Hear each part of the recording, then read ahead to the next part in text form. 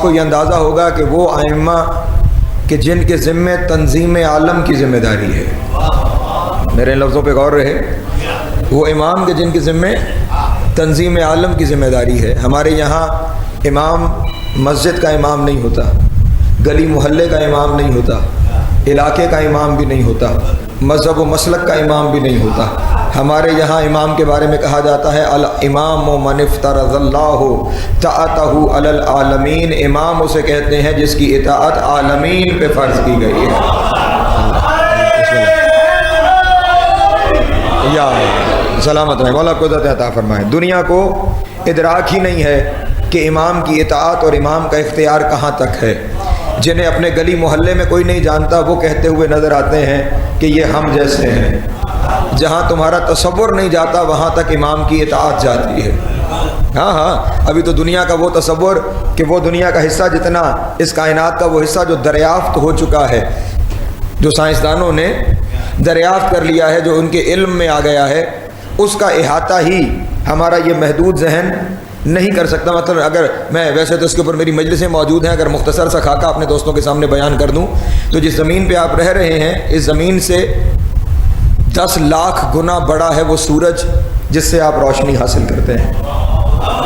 توجہ ہے میرے محترم دوستوں، اس زمین کے مقابلے میں 10 لاکھ گنا بڑا یہ آفتاب ہے جس سے آپ کا لیل و نہار وابستہ ہے۔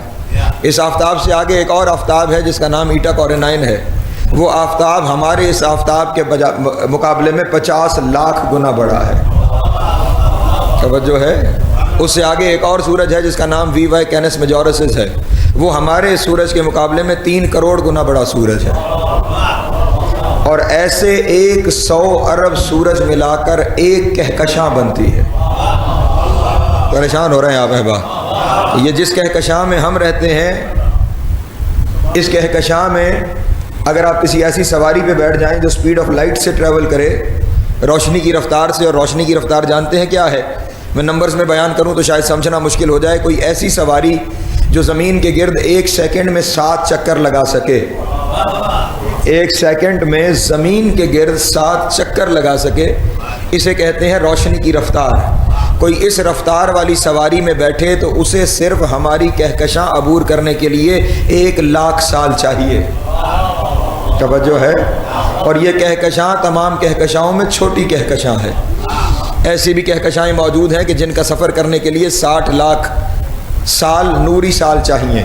توجہ ہے، اور ایسے 47,000 کہکشائیں ملا کر ایک کلسٹر بنتا ہے، اور 100 کلسٹر کو ملائیں تو ایک سپر کلسٹر بنتا ہے۔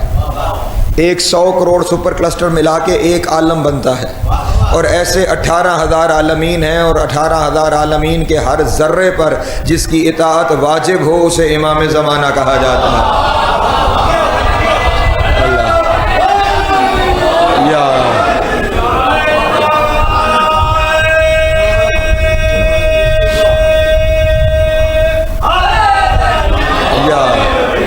جو کبھی اپنے گلی محلے سے باہر نہیں نکل پائے وہ یہ فتوے دیتے ہوئے نظر آتے ہیں یہ ہم جیسے ہیں، اور یہاں ان کا اختیار رک جاتا ہے۔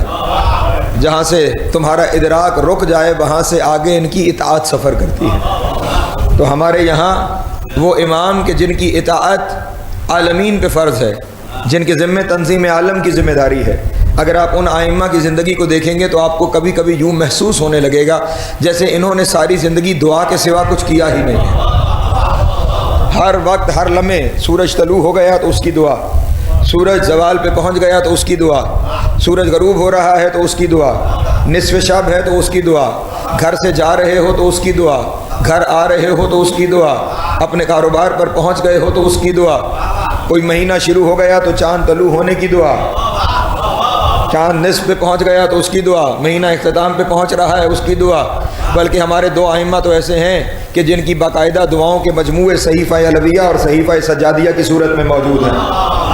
توجہ ہے اذان محترم، اور اگر آپ ان دعاؤں کی ان کتابوں کا مطالعہ فرمائیں، نوجوانوں سے عرض کر رہا ہوں، بزرگ بہت بہتر جانتے ہیں اور یقیناً مطالعہ بھی رکھتے ہوں گے، اگر آپ ان کتابوں کو کھولیں گے تو آپ کو اندازہ ہوگا وہ درد ہے ہی نہیں کہ جس کی دوا دعا کی صورت میں نہ بتا دی گئی ہو۔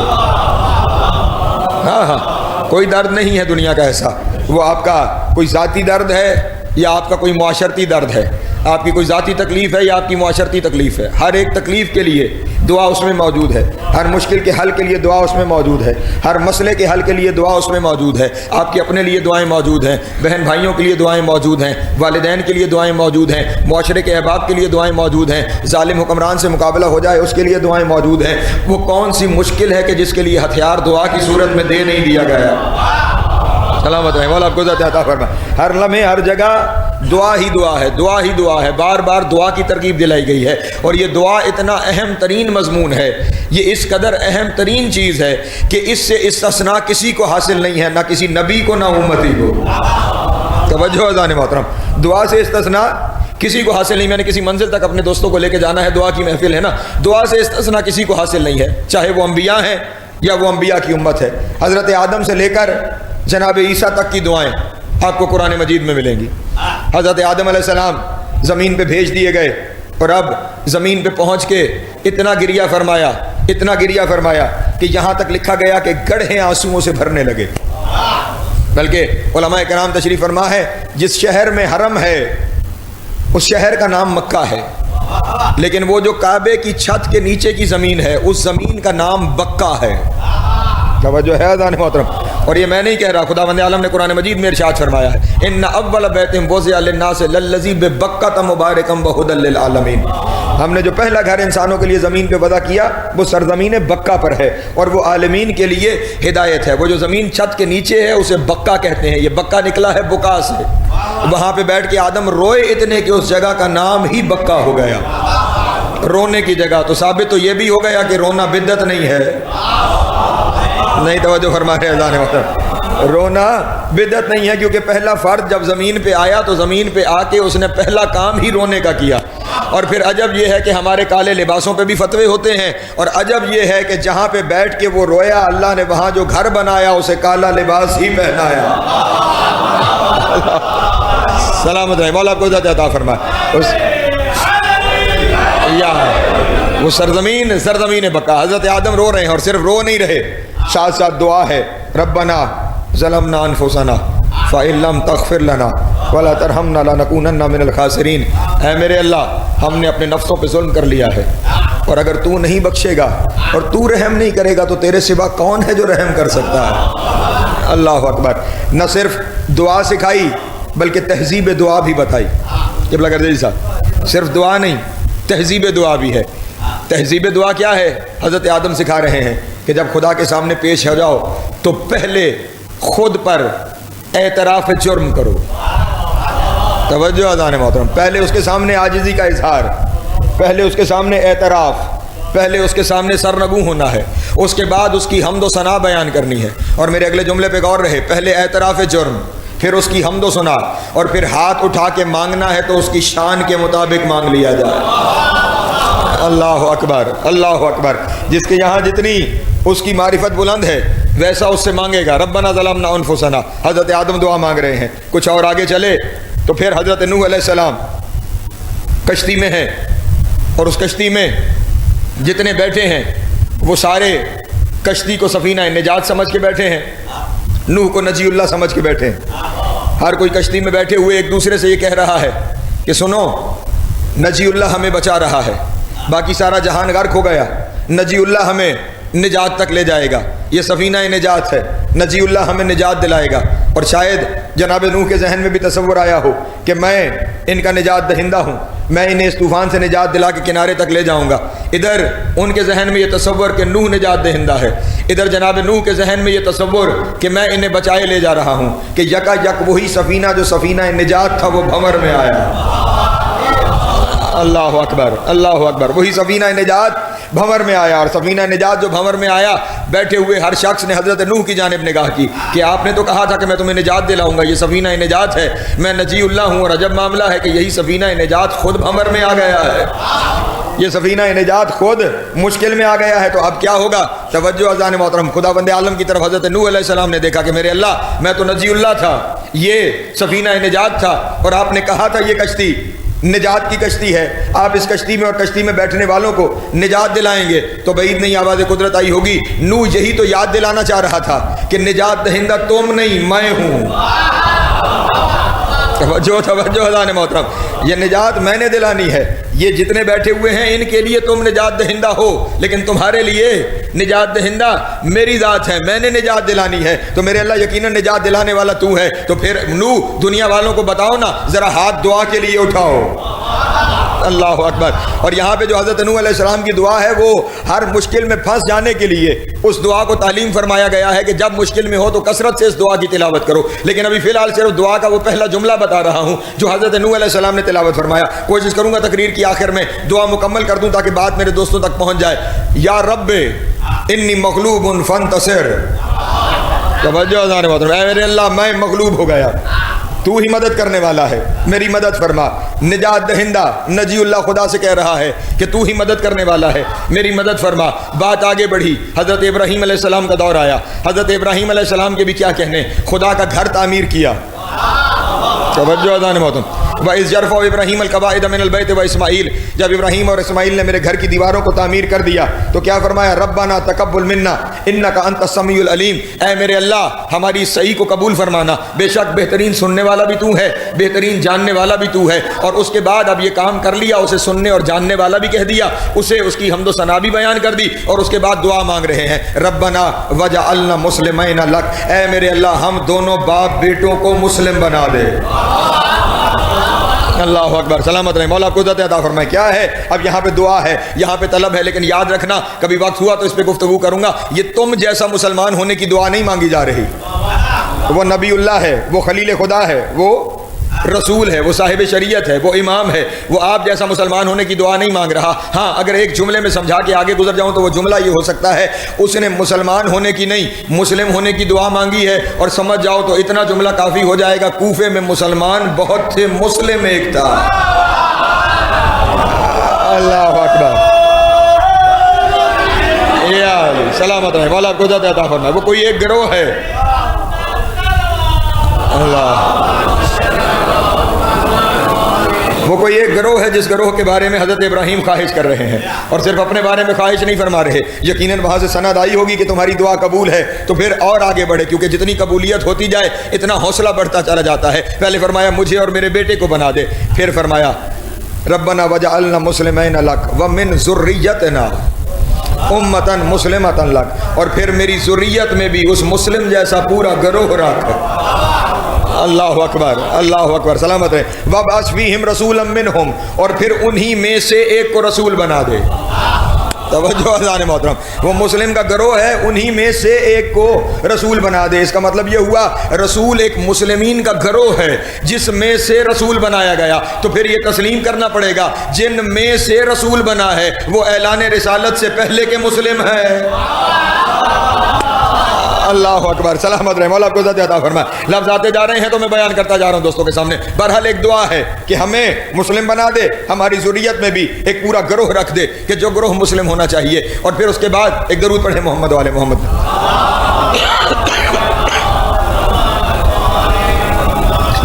اور پھر اس کے بعد مزید آگے بات بڑھی کہ جب ایک امتحان میں کامیابی نصیب ہوئی تو اس امتحان کے بعد وہاں سے آواز آئی، وَإِذِ ابْتَلَىٰ إِبْرَاهِيمَ رَبَّهُ بِكَلِمَاتٍ فَأَتَمَّهُنَّ، کامیاب ہوئے، امتحان میں 100% نمبر لے کے کامیاب ہوئے۔